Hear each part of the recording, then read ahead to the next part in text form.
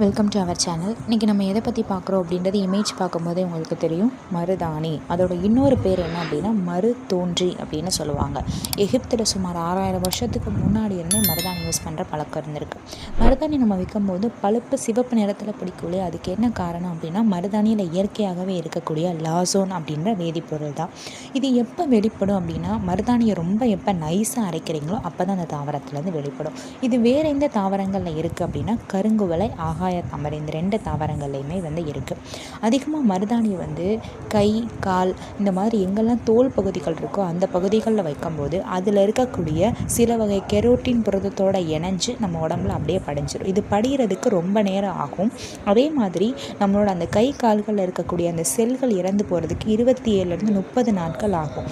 எப்போ அந்த செல் இறந்து மடிஞ்சு போகுதோ அது வரைக்கும் நம்மளோட தோல் பகுதிகளில் இருந்து அது மறையாமல் இருக்கும். அது மறைகிறதுக்கு ரொம்ப நாட்கள் ஆகும்.